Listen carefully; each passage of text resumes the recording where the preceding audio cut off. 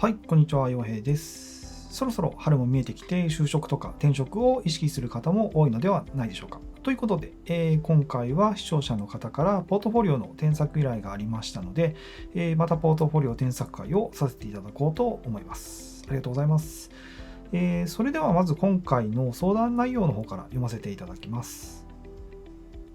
はじめまして、社会人で 2T デザイナーを目指している山田みかんと申します。この度は自制作ゲーム UI デザイン添削依頼についてご相談をしたくて、ご連絡させていただきました。陽平先生の YouTube 動画を全部見ました。特に添削動画がよく、どの内容も非常に参考になりました。ありがとうございます。陽平先生の動画や UI デザインの本を参考に自主制作ゲーム UI デザインを作ってみましたが、全体的に垢抜けない感じがしてどう修正していいか迷っています。現在は20代で前職はゲームに関係のない一般職に勤めていて、退職後は2年前からフリーランスイラストレーターをしていて、スケブなどの個人依頼や Webtoon の企業依頼を中心に活動しています。志望としてはゲーム企業の中途採用か完全在宅希望で、これはあれですかね、完全在宅での中途採用ということですかね。はい。スマホゲームもしくは家庭用ゲームの 2D イラストレーターか UI デザイナー志望ですと。前職がとても忙しく体調に影響があったため、企業が有名化よりも自分に合った環境で長く働けるところを探していますと。ご質問。1、UI などもっとこうすれば良くなる部分はありますか？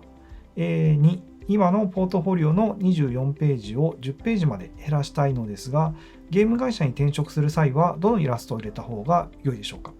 転職エージェントさんから、ポートフォリオは本文10ページぐらいが相手の負担にならないと言われたので、どれを選ぼうか悩んでいますと。なるほど、なるほど。で、3番ですね。他に気になるところがあれば何でもおっしゃってくださいと。最後にお忙しいところ添削受けていただき誠にありがとうございます。陽平先生の添削動画とてもためになり、特に第1回のムーンさんの添削動画は何回も見直すくらい勉強になりました。まだまだ未熟な身ですが、本気でゲーム会社に転職したいと考えていますので、ぶった切ってくだされば幸いですと。何かご不明な点がございましたら遠慮なくお尋ねください。ご確認のほどよろしくお願いしますと。はい、という相談内容でした。山田美香さん、ありがとうございます。いやー、動画をね、全部見たというふうに言っていただけて本当恐縮です。見てくださっている方にね、少しでも役に立っているのであれば嬉しい限りでございます。で、今回もしっかりと役に立てるような添削会にできるように頑張ります。ちなみに期間的な目安に関してもこの後聞かせていただいたんですけれども、今年中の就職を目指しているそうで、そのためのブラッシュアップ期間や勉強の期間に関しては、今年の上半期3月から5月ぐらいまでを目標にしていますということでした。ということで、早速送っていただいたポートフォリオの方を見ていきたいと思うのですが、今回は実際にお仕事として制作した作品も掲載されているので、UI 作品以外のページには基本的にはモザイクをかけさせてもらっています。一応ポートフォリオ全体の構成だったり、ボリューム感や、あとポートフォリオ自体のデザインみたいなところが分かるように、全体は映させていただきますけれども、UI 以外の作品は見せられないので、そこはご了承ください。それでは実際に見ていきましょう。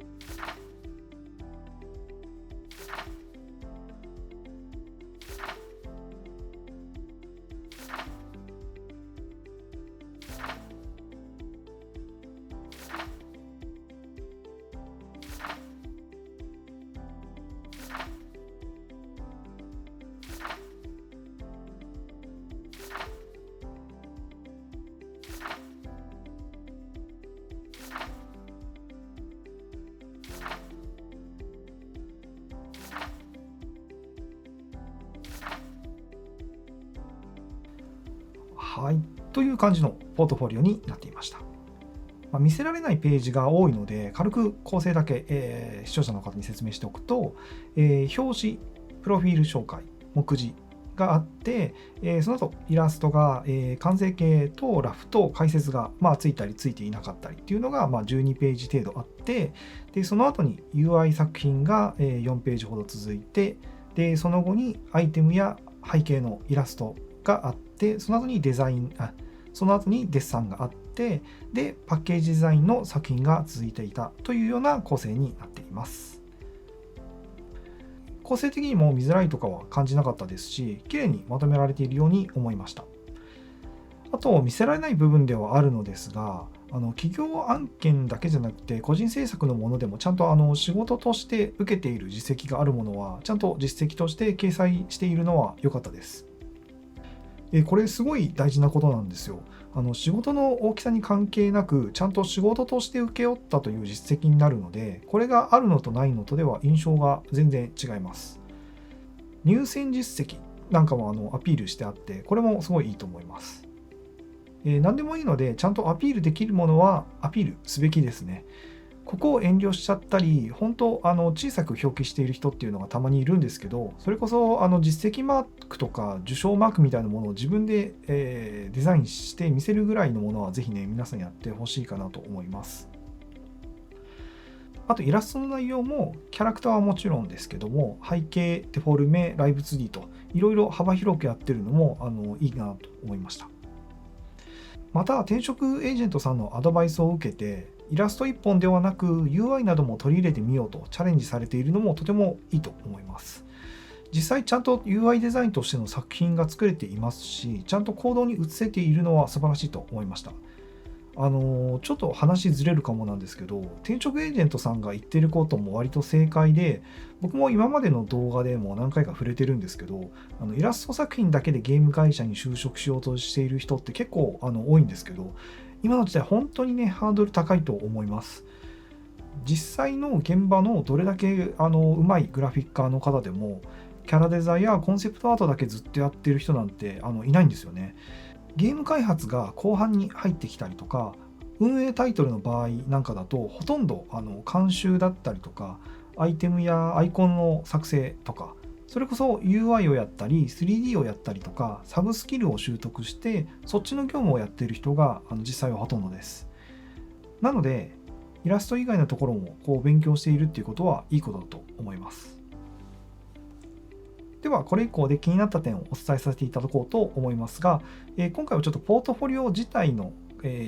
気になったところと、UI の作品について気になったところと、それぞれ、個別に説明させていただこうと思います。でコメントで本気でゲーム会社に転職したいと考えてますので、ぶった切ってくだされば幸いですと辛口希望を出したので、頑張ってね辛口で返答させていただきます。どうですかね、いけますかね。はい、頑張ります。ポートフォリオのページ数について、転職エージェントさんからポートフォリオは本文10ページぐらいが相手の負担にならないと言われたので、作品を絞ろうと思っているということだったんですけれども、個人的には特にページ数を減らす必要はないし、イラストも今入っている程度なら全部入れちゃって良いと思ってます。で今って直接の面談で初めてポートフォリオを見させてもらうっていうことはほぼなくて、必ず事前選考の段階で、PDF で見させてもらうので、100ページとかそれ以上でもない限りは普通の、ポートフォリオで多すぎるっていうことはあんまり気にしなくていいと思うんですよね。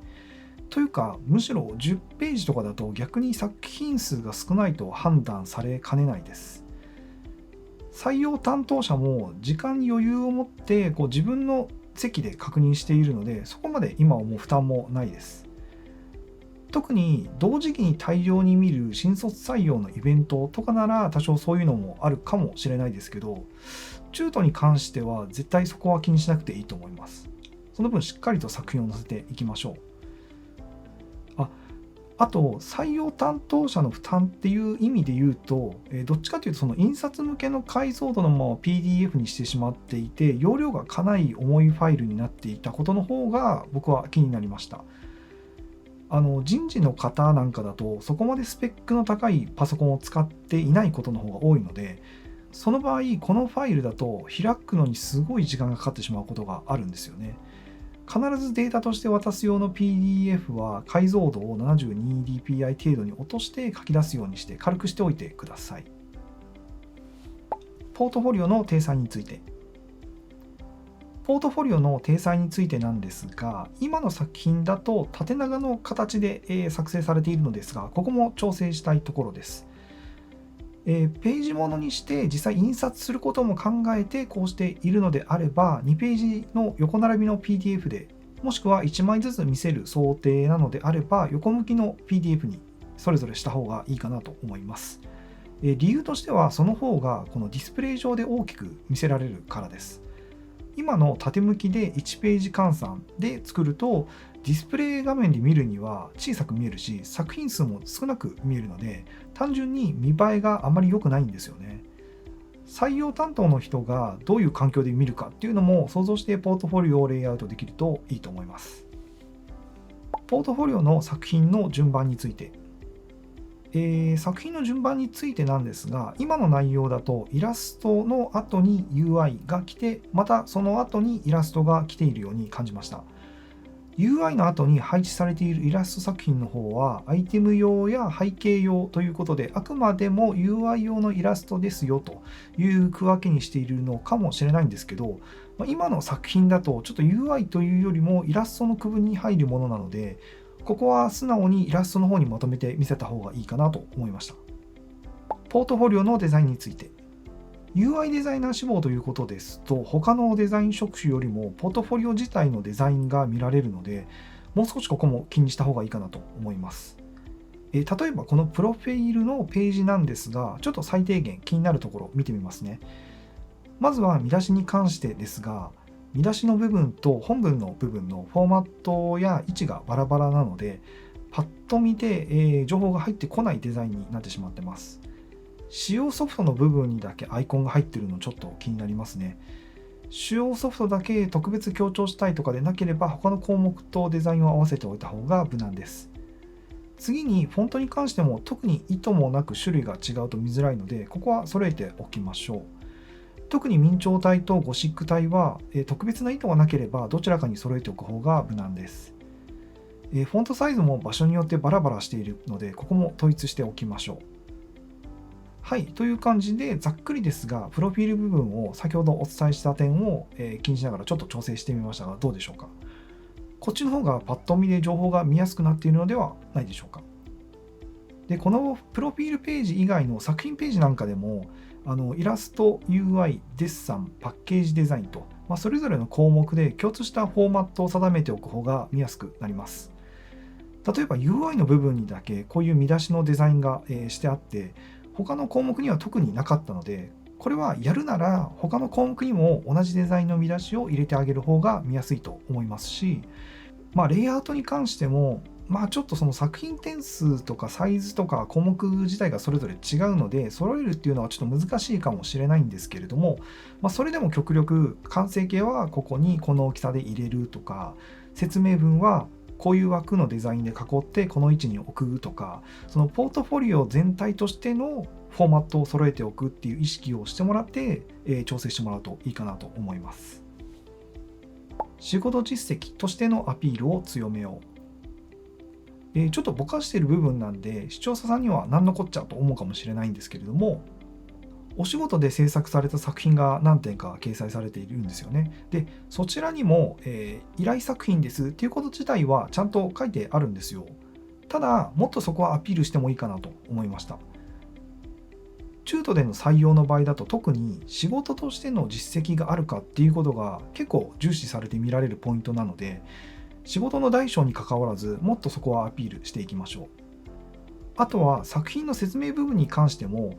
こういう設定や雰囲気を表現しましたっていうような内容のことは書いてあって、それはそれでいいんですけれども、そこも仕事として受けたっていうことをアピールするために、クライアントからどういう要望があって、それをどう形にしたのかっていうような説明の仕方ができているとなお良いかなと思いますので、ここも意識して調整してもらえると思います。細かいミスについて。で、細かいとこなんですけれども、ちょこちょこミスがあるのも気になりました。まず、目次に UI デザインの項目が抜けてます。後から多分作品を追加したからだと思うんですけれども、目次の方の修正を忘れているようでした。ただ UI デザイナー志望としてもポートフォリオを見てもらうっていう前提なので、ここは忘れないように修正しておきましょう。あとポートフォリオの一番左右のページにももう一度目次のページが差し込まれていました。多分書き出しのミスかなんかなんじゃないかなと思うんですけれども、ここも気をつけておきましょう。結構こういった小さなミス一つで印象が悪くなるっていうこともあるので、 PDF に書き出した後にしっかりとミスがないか見直すことをお勧めします。それでは続いて UI 作品の方で気になった点をお伝えしたいと思います。作品の設定をもっと深めよう。今回の動画で一番伝えたいのはここです。最初のコメントにも、陽平先生の動画や UI デザインの本を参考に自主制作ゲーム UI を作ってみましたが、全体的に垢抜けない感じがしてどう修正していいか迷っていますというような相談がありましたが、まさにここが原因なんじゃないかなと思います。作品がなんか垢抜けないなっていうのは、そもそも自分でどういうものを作ろうとしているかの理解度や解像度がちょっと甘いからだと思います。もともとがイラストレーターだったということもあったので、分かりやすくイラストでちょっと数えてみようと思うんですけれども、キャラクターイラストを描く際ってどういうふうに考えて描いてますかね。性別は男性、女性で、年齢はどれくらいで、性格は明るくするか暗くするかで、明るいの中でもアクティブなのか優しそうなのかで、じゃあアクティブなんだったら髪型は単発にしようかなとか、目もじゃあつり目の方がいいかなとか、アクティブなんだったらじゃあ服装も動きやすそうな、例えばスウェットのパーカーとか、短パンとか、靴もスニーカーの方が合いそうだなとかで、カラーリングも全体的に明るめの方が良さそうだし、例えば髪を赤っぽくしてみようかなとかっていう考えになったりすると思います。でそれ以外にも、例えば職業は何だろうとか、まずじゃあこれをファンタジー作品だから時代感的にもちょっと中世っぽい方がいいよなとかで、町一番の酒場の息子の設定にしようかなと。でだったらそこまで豪華な装飾のついたような服装っていうよりも、麻の布に革の帽子や、靴にサスペンダーとかでいいかもなとか。でそうすると、じゃあ使ってる武器も体剣とかじゃなくて、ナイフとかダガーとか、そっちの方が合ってそうだなとかで、めちゃくちゃ、適当なんですけども、こんな感じでそのキャラの性格や、生きている世界観設定みたいなところからそのキャラの細かな要素を導き出していって、でそれらを組み合わせてキャラデザの細かいところを考えていったりしないですか。もちろんこんなにね言語化まではしていないかもしれないんですけれども、大なり小なりこういうプロセスで考えている部分はあると思います。これがその事前設定を何も考えずに、なんとなくファンタジーっぽいキャラクターを描いてくださいとだけ言われて描き始めると、こうステレオタイプな勇者っぽいこの魅力のないキャラクターしか描けないと思うんですよね。そのゲームをユーザーが遊んでも何も印象に残らないようなキャラクターになっちゃうんじゃないかなと思います。で UI デザインにおいてもこれは同じことで、ここの設定をしっかり考えてないと、やはりなんとなく当たり障りのないどこにでもありそうなデザインになりがちです。この垢抜けないデザインになってしまっていると感じている原因はここなのではないかなと思います。で他にもアイコン一つとかとっても作品設定が甘いので、なんとなくそれっぽいモチーフで作ってしまっている印象を受けました。例えばこの色がついてるかじゃあショップを見てみましょうか。世界観設定的にこんな現代的なショップモチーフで本当に良いのか、もうちょっと世界観に合うショップっぽさにテイストをデザインできなかったかとか、もちろんここはね世界観よりも分かりやすさを優先させるべきポイントだということで、意図的に万人に分かりやすいモチーフにしている箇所もあると思うんですけど、それでも作品設定がもっとしっかりできていれば、もう少し意識できるポイントはあるんじゃないかなと思いました。であとはデザインコンセプトの説明に関してもその設定の甘さが見えまして、このターゲットのところが5歳から12歳とか、全年齢って書いてあるのもちょっと怪しまれるポイントで、これだけふわっとしていると、何も考えてないで設定してるよねって思われかねないので注意が必要です。ここ年齢にしか触れてないんですけど、ターゲットイコール年齢じゃないんですよね。いろいろあると思います。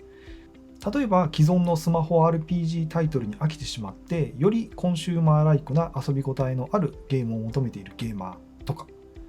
全然これでも浅いんですけど、こんな感じでもっともっとユーザーのニーズを深掘っていく必要があります。で、さらに言うと、このターゲットが全年齢とかになっている場合、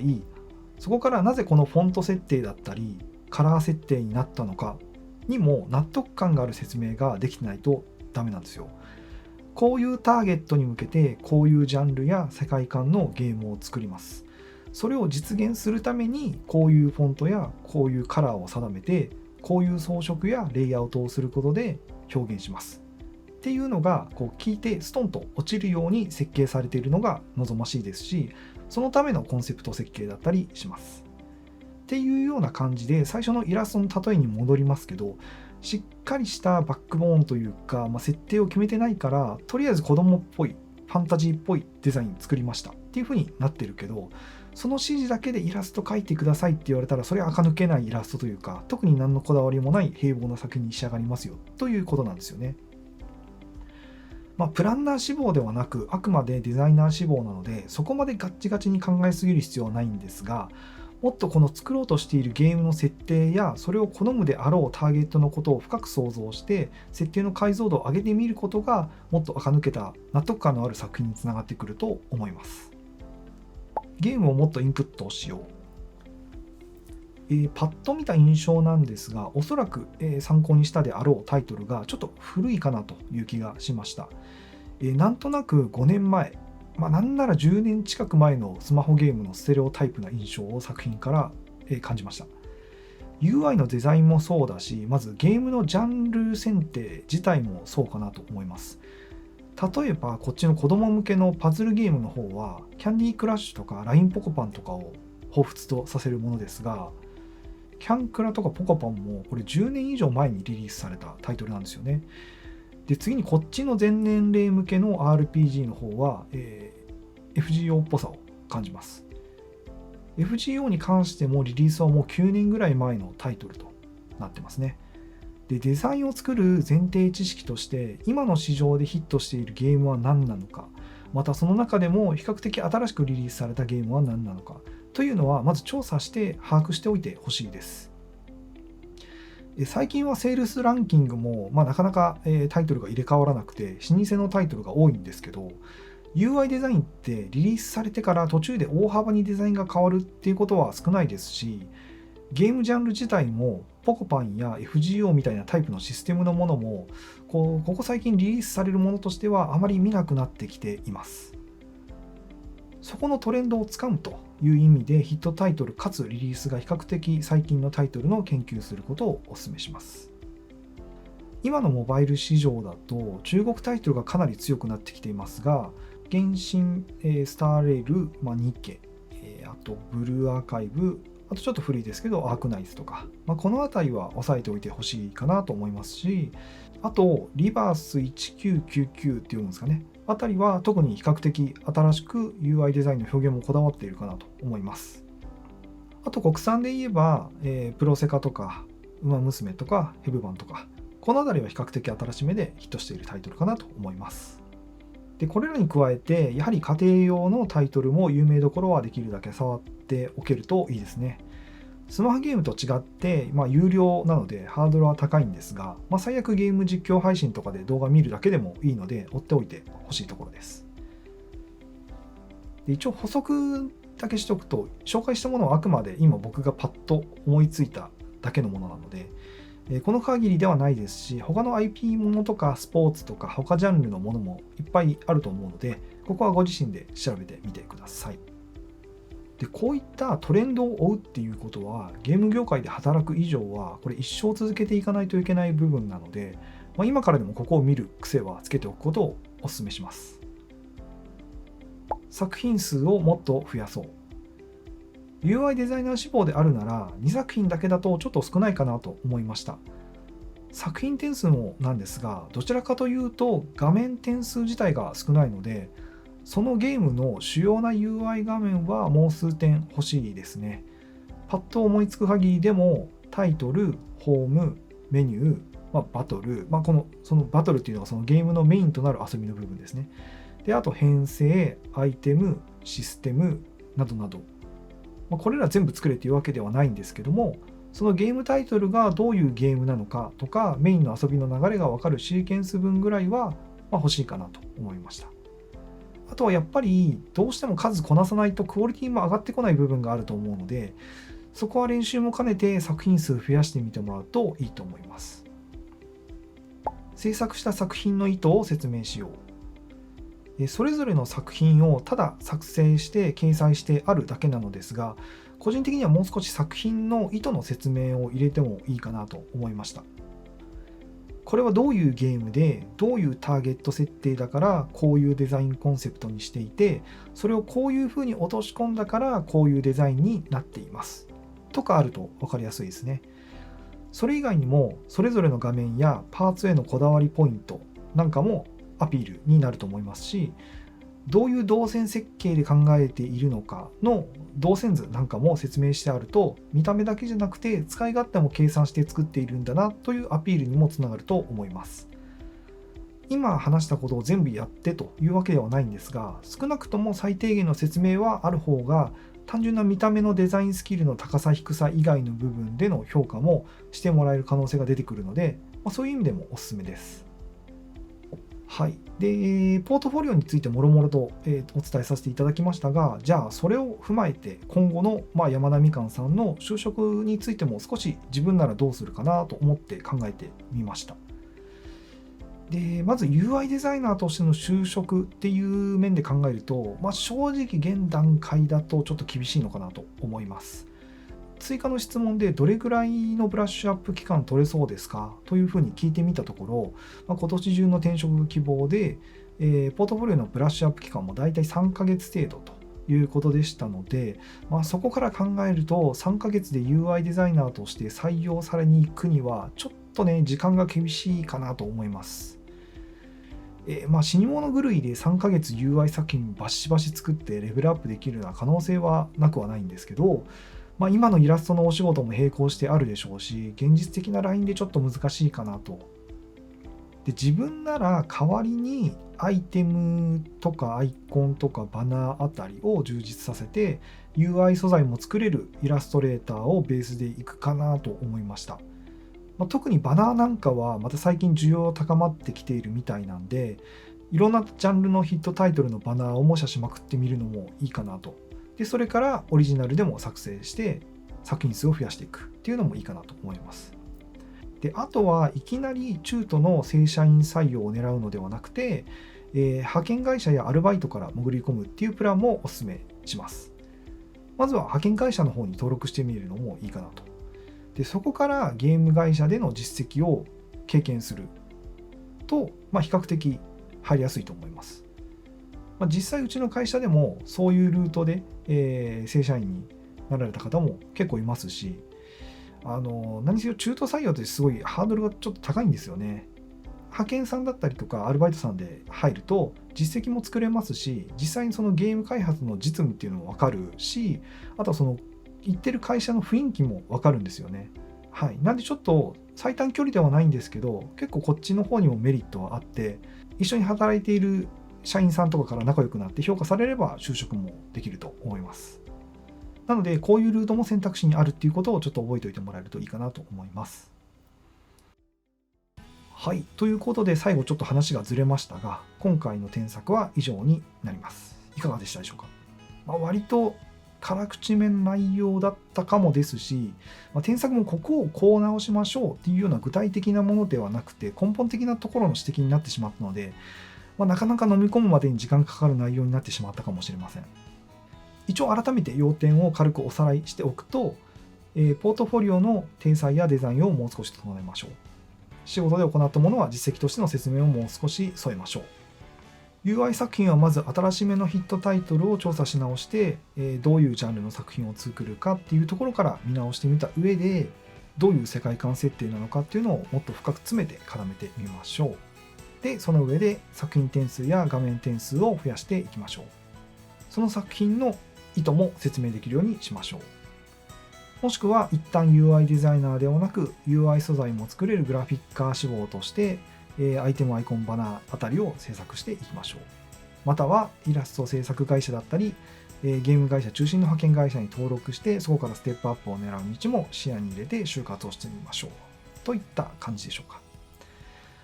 はい。繰り返しになりますけど、中途採用ってどうしてもね、新卒採用と比べると求められるハードルが高くて、